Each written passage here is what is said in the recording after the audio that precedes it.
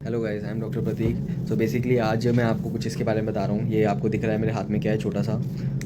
हम लोग डॉक्टर्स के लिए तो बहुत हेल्पफुल टू गैजेट है ये।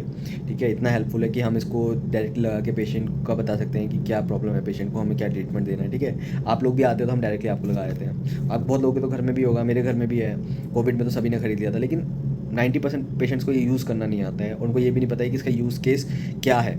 ठीक है, सो बेसिकली अगर आपको इसको यूज़ करना है तो तीन चीज़ों का ध्यान रखना। हाथ ठंडे नहीं होने चाहिए, फिंगर पे नेल पॉलिश नहीं होनी चाहिए, जो इस फिंगर में आप लगा रहे हो वो फ्रैक्चर नहीं होनी चाहिए। ठीक है, और साथ में जब आप इसको लगा रहे हो तो आपको ज़्यादा हिलाना नहीं है हाथ को। ठीक है, और आप इसको उंगली में, आप इसको पैरों की उंगली में, आप इसको कान के पीछे, तीनों जगह लगा सकते हो। ठीक है, अब क्या है, ये काम कैसे करता है, बिना सुई लगाई ऑक्सीजन कैसे चेक करता है, पल्स रेट कैसे चेक करता है, मैं आपको बताता हूँ। तो आप देख रहे हो कि इसके अंदर एक रेड लाइट है। ठीक है, और ऊपर एक डिटेक्टर होता है। ठीक है, तो ये जो डिवाइस है ना, ये दो टाइप की लाइट बना रहा है, एक इंफ्रारेड और एक रेड। ठीक है, अब आपको पता होगा हिमाचल के लोगों और पहाड़ी लोगों के अंदर खून बहुत होता है, लाल लाल से दिखते हैं। क्यों? क्योंकि उनकी बॉडी के अंदर ऑक्सीजन बहुत होता है। ठीक है, साफ़ हवा में रहते हैं। दिल्ली के लोगों के अंदर थोड़ा सा समझ जाओ।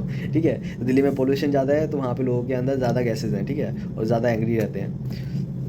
चलो ये वाला कट कर देंगे। तो हिमाचल के लोगों के अंदर ज़्यादा रेड रहते हैं, ज़्यादा ऑक्सीजन होता है। तो उसी तरीके से आपकी ब्लड वेसल्स के अंदर कितना ऑक्सीजन सेचुरेशन है, जितना ज़्यादा ऑक्सीजन होगा उतनी ज़्यादा आपकी फिंगर रेड रहेगी, तो उतना ज़्यादा ब्लड वेसल्स कम एब्जॉर्व करेंगे इसकी रेड लाइट को, और कम एब्जॉर्व करेंगे तो वो डायरेक्टली पास हो जाएगी और ऊपर डिटेक्टर को डिटेक्ट हो जाएगी, जो ऊपर डिटेक्टर है उसको डिटेक्ट हो जाएगी, और इंफ्रारेड लाइट ज़्यादा एब्जॉर्व होगी ऑक्सीजनेटेड ब्लड में। ठीक है, तो जितना कम, आपके लिए सिंपल है, जितना ज़्यादा रेड लाइट ऊपर जाके पास हो जाएगी उतना अच्छा सेचुरेशन, जितनी कम पास होगी उतना बेकार सेचुरेशन। ठीक है, उसके बाद क्या है, पल्स रेट कैसे बताएगा, हार्ट की हर बीट के साथ ब्लड वेसल एक्सपेंड होती है। जब वो एक्सपेंड होती है ब्लड वेसल, तो क्या होता है, तो हार्ट की बीट के साथ ब्लड वेसल एक्सपेंड होती है, हर बीट के साथ एक वेव निकलती है और ब्लड वेसल एक्सपेंड होती है। उस टाइम पे ब्लड वॉल्यूम चेंज हो जाती है, तो 1 मिनट के अंदर कितनी बार ब्लड वॉल्यूम चेंज हो रही है, ठीक है, ये डिटेक्ट कर लेता है। तो उस हिसाब से ये आपका पल्स रेट बता देता है। तो ईजी है ना बहुत। उसके बाद क्या है, परफ्यूजन इंडेक्स, उससे आपका उंगली के पास कितना दौरा जा रहा है, कितने सफिशिएंट तरीके से कितना खून का दौरा है, वो पल्स इंडेक्स से पता चल जाता है। 0.5 से ऊपर है तो बिल्कुल सही रीडिंग है, कम है तो गलत है।